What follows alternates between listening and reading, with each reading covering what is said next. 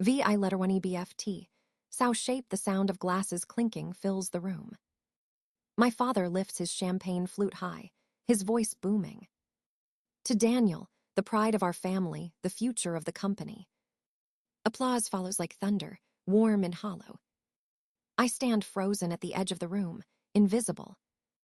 My hands shake, but I hide them behind my back. Every smile, every nod, every cheer stings a little deeper. I want to speak, but my throat feels locked. The cake sits on the table, its icing freshly scraped. My name replaced by Daniel, in uneven blue frosting. No one notices me starring. No one ever does. Mom catches my eye and waves, as if I'm a guest. Her perfect curls never move, even as she laughs. The sound cuts through me sharper than any word could. Dad's voice booms again. Your brother worked hard for this. Worked hard. He got it through your connections, through your money, through me. The thought burns, but I swallow it down. I've been taught to stay polite, to smile, to vanish quietly. But tonight something inside me cracks. It's small at first, like a thread pulling loose. Then it spreads fast, a tear running through fabric too tight. I step forward. The laughter dims, replaced by awkward glances. It's my birthday, I say, the words heavier than they should be. The silence that follows feels like a slap. Mom's smile fades. Her tone turns cold. Claire, must you always make everything about yourself? Always. That word hangs in the air, sharp and cruel. Dad sighs, tired and disappointed. You've been jealous of your brother since you were little. The crowd shifts, uncomfortable. Aunt Mary stares at her drink. Uncle Frank checks his phone. Even Daniel looks away, his smugness faltering. For a moment, I think he might defend me. But he doesn't. Of course he doesn't. I force a smile that doesn't reach my eyes. Thank you all for reminding me where I stand. My voice doesn't shake this time. I pick up my bag from the chair. Mom starts to speak, but I cut her off. Don't worry, I won't ruin the party. I turn toward the stairs, each step louder than the last. In my room, I grab the small duffel under my bed. Passport, wallet, laptop, a few clothes. Everything that still belongs to me. My phone buzzes. Lily, outside. Perfect timing. I sling the bag over my shoulder. Mom appears at the door, her expression a mix of fury and fear. You're tearing this family apart over a silly birthday. No, I say quietly. You already did that years ago. Her mouth opens, but no sound comes out. I walk past her, down the stairs, through the crowd of staring eyes. The front door creaks open. Cool night air floods in. It smells like rain and freedom. Lily's car waits at the curb, engine running, headlights soft. I don't look back. Not this time. Not ever again. VI letter 1 EBFT. Sow shape the city hums outside my window, soft and restless. I wake to the smell of coffee and rain-soaked asphalt. Lily hums in the kitchen, barefoot, hair a wild halo of curls. Her apartment is small but alive, cluttered with color and books. It smells like warmth, not wealth. I sip the bitter coffee she hands me, the first quiet sip of freedom. No one asks why I'm not smiling. No one compares me to anyone else. The silence feels strange at first, but not empty. It feels like space, mine. I start working at a second-hand bookstore near the river. The pay is low, but I like the smell of old paper and ink. I shelve novels no one remembers and recommend memoirs to strangers. People actually listen when I speak. Each evening I walk home past the same bakery, the same flickering streetlight. Routine becomes comfort. Lily teases me about the way I linger by the shop windows. Looks like someone's learning to breathe again, she says. Maybe she's right. At night, I lie awake and imagine silence where my parents' voices used to echo. No expectations. No shame. No invisible competition. Just me, and the hum of the radiator. I tape my first paycheck to the wall above my desk. It's barely enough for rent, but it's proof. Proof I can live without them. Lily laughs when she sees it. "You're sentimental," she says. "Maybe," I reply. "But it's mine." Days blend into weeks. The ache in my chest fades into something dull, manageable. Until the phone rings one gray morning. The number flashes familiar, Grandma May. I almost don't answer. But something in my gut says I should. Her voice trembles, thinner than I remember. "Claire, meet me at the park by the lake. 3 o'clock, alone." I frown. "Is everything okay?" A pause. "Just come, dear." She hangs up before I can ask more. The clock ticks louder after that call. Lily looks up from her sketchpad when she sees my face. "Who was it?" "My grandmother. She wants to meet." Lily narrows her eyes. "Sounds suspicious. Your parents might be behind it." "She wouldn't do that," I say, but doubt creeps in anyway. Lily grabs her keys. "Then I'm coming. I'll stay in the car, back up if things get weird." 3 hours later, autumn leaves crunch beneath my boots. The park is quiet, except for the ripple of water against stone. I spot her on a green bench, wrapped in a blue scarf. She looks smaller than I remember, but her eyes are steady. "Thank you for coming," she says, relief softening her face. "Of course," I reply, sitting beside her. "What's going on?" She glances around, then opens her purse. Inside is a thick envelope, yellowed with time. "Your grandfather left something for you," she whispers. "He made me promise to wait until you were free." Free? The word sinks deep. She presses the envelope into my hands. "Keep this safe and read it when you're ready." The paper feels heavy, heavier than truth should. Something shifts inside me. Whatever's in here, my life before today will never return. VI letter 1 EBFT, Sao shape the envelope sits on my lap, edges soft from age. Grandma May watches me with quiet urgency. "Open it," she says. My fingers hesitate before sliding beneath the flap. Inside, a stack of papers, folded and stamped with old letterheads. The first page bears my name in bold print. A trust account. My trust account. Created when I was 10, signed by my grandfather, worth over $100,000. The number blurs as I blink. "I don't understand," I whisper. Grandma nods slowly. "Your parents were given control until you turned 21. She looks away, shame flickering across her face. "They drained it, Claire, all of it." I can't speak. My mouth goes dry. She hands me another document, her voice steady. "They used it for Daniel, his car, his tuition, his apartment." My pulse thunders in my ears. Every late tuition payment, every double shift I worked, flashes back. They made me beg while they spent my inheritance. "How long have you known?" "Too long," she says. "Your grandfather suspected, but he passed before he could stop them." The air feels heavier, the wind colder. I stare at the papers, at the proof of betrayal written in black ink. It's not a mistake. It's theft. Footsteps crunch behind us. I turn and see Mia, my cousin, striding toward the bench. She carries a leather folder, her expression tight. "I told her everything," Grandma says softly. Mia sits beside me, opening the folder. "I work in finance," she says, her tone brisk. "I started digging after your birthday party." She slides a new document toward me. An insurance form. My name at the top. Death benefit, $2,500,000. Expiration date, the day before my 23rd birthday. I can't breathe. "They took out a life insurance policy on you," Mia explains. Her words fall like stones. "If anything happened to you before 23, they'd collect the money." The papers tremble in my hands. The memory of my birthday party hits me like a wave. The smiles. The toast. The relief in their eyes.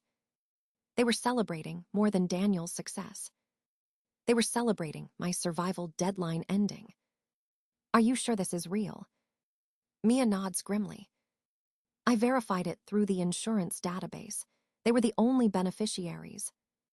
I can't feel my fingers. Only the cold paper and the echo of my own heartbeat. They wanted me gone, I whisper. Grandma's hand covers mine, warm, trembling. Your grandfather left safeguards. We still have leverage. She nods toward Mia. She found forged signatures on the withdrawal slips. Mia flips to another page. Your name appears, but the handwriting isn't yours. Each loop, each letter perfect imitations, and yet wrong. Rage builds slow, steady, dangerous. They built their empire on my silence. Grandma leans closer. We'll fight this, but you can't go back there, not now. I nod, my throat tight. Lily's car waits at the curb, a lifeline in the distance. I fold the papers back into the envelope, clutching it to my chest. My world has ended once tonight. Now it's time to begin another. VI letter 1 EBFT, South shape. The documents spread across Lily's kitchen table like broken glass. Each page cuts a little deeper, each line another betrayal. Mia types furiously, building a timeline of stolen years. Grandma May reads every word with steady rage, glasses low on her nose. Lily pours coffee for everyone, her hands trembling just enough to spill. We are quiet, focused, dangerous in our silence. I feel like a stranger inside my own story. Then my phone buzzes. A name I never expected to see glows on the screen. Daniel. 2 words flash beneath it. We need to talk. Lily snorts. Delete it, he's part of them. But something inside me hesitates.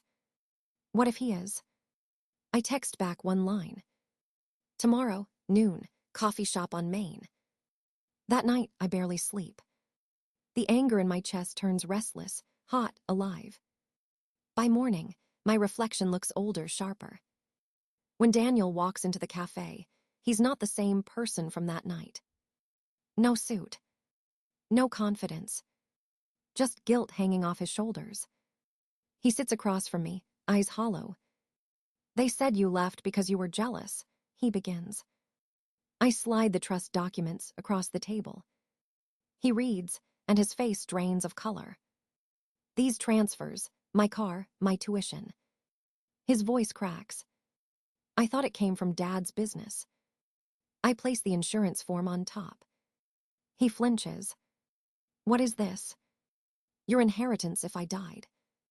The words sound calm, but my hands shake beneath the table. He stares at the paper for a long time. Finally, he whispers, I didn't know. For the first time, I believe him. He looks broken in a way that feels real. We sit there, the silence heavy but not cruel. I can help, he says. I have access to Dad's office. Files, passwords, everything. I study him carefully. He meets my eyes without flinching. Why? I ask. He exhales. Because I've lived off what they stole from you. Later, back at the apartment, I tell the others. Mia is skeptical, Grandma cautious. Lily crosses her arms. It's a risk, she says. So is trusting any of you, I reply. The room goes still. Grandma nods slowly. Sometimes, justice needs strange allies. We make a plan. Daniel will copy files from the office. Mia will verify accounts. I'll compile everything into a report. Lily will record calls from the insurance company. The air buzzes with quiet purpose. When Daniel texts later, got the keys, I feel the shift begin. That night, I drive alone to the old lake cabin. The place where Grandpa used to write. The air smells like pine and dust, the world still for once. Under the desk, I find a drawer that sticks. Inside, an envelope with my name, written in his firm, familiar hand. For Claire, when you learn the truth. The paper shakes as I open it. My dear granddaughter, it reads. If you are holding this, then my fears were right. Remember, their greed does not define your worth. Build something better from the ashes. I fold the letter carefully, tears blurring the ink. For the first time, I'm not just running. I'm preparing to fight. VI letter 1 EBFT. Sow shape the lake house glows with gold light, laughter echoing through the walls. It's the annual family gathering, the one my parents never miss. Cars line the driveway, polished and proud, like trophies on display. Lily parks at the edge of the gravel road. Are you ready? She asks. As I'll ever be, I whisper. Inside, the smell of wine and perfume swirls together, thick and fake. Uncles chat near the fire. Aunts gossip by the table of shrimp and champagne. Mom spots me first. Her smile is all show. Claire, darling, you made it. She hugs me tightly, voice sugar sweet. We've missed you so much. Dad appears, tall and booming, glass raised.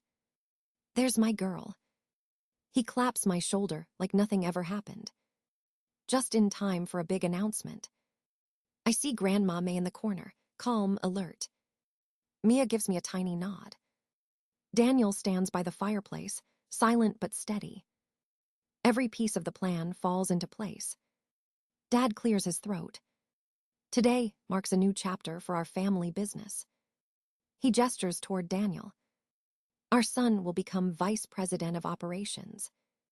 Applause erupts. Cameras flash. I join in, clapping once, slow and deliberate. Actually, Grandma says, her voice cutting through the noise. There's something Harold wanted shared before any toast. Mom stiffens. Mother, not now. But Grandma continues, steady as stone.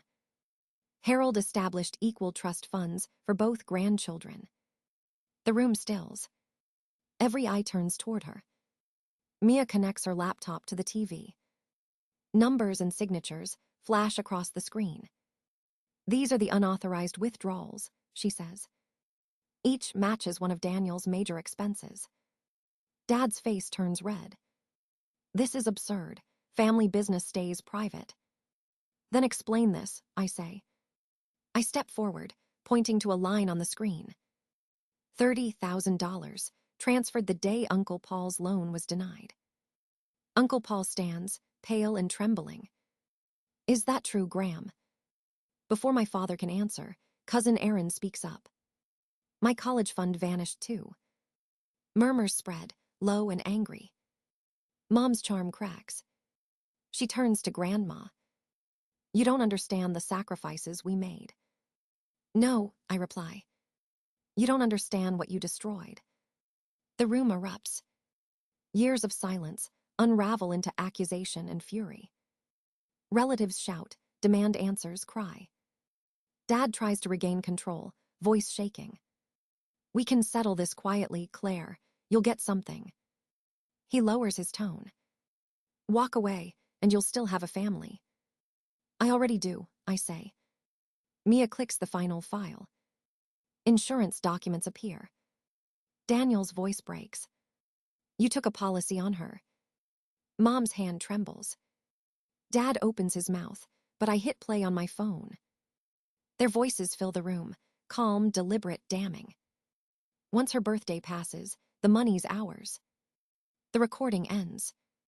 Silence falls heavy and final. A knock sounds at the door. Detective Lewis steps inside, badge flashing. Graham and Evelyn Pierce, you're under arrest for fraud and insurance conspiracy. The officers move fast, their handcuffs glinting under the chandelier. My parents don't resist. They only look at me, shocked, small, defeated. I meet their eyes one last time. You celebrated the day you stopped needing me alive, I say. The words land like a sentence. The door closes behind them. Through the window, red and blue lights flash across the water. For the first time, I don't feel invisible. I feel seen. And this time, no one can take it away. VI letter 1 EBFT. Sow shape the cabin smells like sawdust and sunlight. It's been a month since the arrests, and everything feels different. The silence here isn't heavy anymore. It breathes. Grandma May rocks slowly by the window, her silver hair glowing. Lily hums along to an old song on the radio. Mia sorts through a stack of papers, labeling them neatly in folders. The sound of hammers echoes, outside, as workers fix the porch railing. This place used to be forgotten. Now it feels alive again. I run my hand across the bookshelf we built together. It's sturdy, honest, something made by choice. The restitution payments start next week. Grandma nods when I tell her. Money can't heal everything, she says softly. But it helps people start over. I know she's right. The news has already spread through town. The Pierce scandal, the betrayal, the fall. People whisper when they see me at the store. But no one looks down on me anymore. They look curious. Respectful, even. Mia carries another box. Found more of Grandpa's notes, she says. I smile and open the lid. Inside are old journals, his handwriting neat and careful. Truth above appearance, one entry reads. That was always his way. The gravel crunches outside. A car door shuts. Daniel steps out, dressed simply in jeans and a plain shirt. He looks smaller, human. Not the golden boy from the parties. He stands at the door, hesitant. Come in, I say. He enters, glancing around like he's afraid to touch anything. The place looks incredible, he says quietly. Thanks, I reply. He clears his throat. I wanted to tell you I turned down the board's offer. I'm done with the company. I nod, waiting. I've enrolled in teaching courses, he continues. Kids deserve better examples than the ones we had. Something warm flickers in my chest. Good, I say. Maybe we both finally get to choose who we become. He smiles, a real one this time. When Lily arrives with takeout, we spread it across the new counter. The smell of noodles and soy sauce fills the air. Mia sets down chopsticks, laughing. Can't believe we're eating Chinese food in Harold's cabin. Grandma chuckles softly. He'd approve. He always loved simple meals. The evening settles into quiet comfort. Outside, the lake reflects streaks of pink and gold. I look around at these people, my chosen family. Grandma, my compass. Lily, my anchor. Mia, my strength. Daniel, my redemption. I raise my glass of water. To new beginnings, I say. They echo it back, voices overlapping like a promise. The crickets start their nightly chorus, soft and steady. For the first time, I feel no weight on my chest. Only air. Only light. The world hasn't become perfect. But it's mine now. And as the last rays fade behind the trees, I know one thing with certainty. I am not invisible anymore. VI letter 1 EBFT, sow-shaped morning light spills through the cabin windows. The lake glitters, calm and endless. I stand on the porch, coffee warm in my hands. The world smells of pine, of rain, of new beginnings. Inside, laughter drifts from the kitchen. Lily teases Daniel about his cooking. Mia hums softly while sorting papers. Grandma May's voice floats through the air like music. The sound feels like home. For years I wanted their approval, their love, their acknowledgement. Now I don't need it. I have peace instead. The wind carries the faint scent of smoke from the old fireplace. It reminds me that even ruins can be rebuilt. I glance at the photo on the windowsill, Grandpa Harold smiling, proud. His words echo in my mind, truth above appearance. He was right. The truth didn't just set me free. It gave me something stronger, purpose. The scars remain, but they no longer hurt. They remind me that I survived, that I fought back, and that I won. The water shimmers brighter as the sun rises higher. For the first time, I breathe without fear. For the first time, I am fully alive.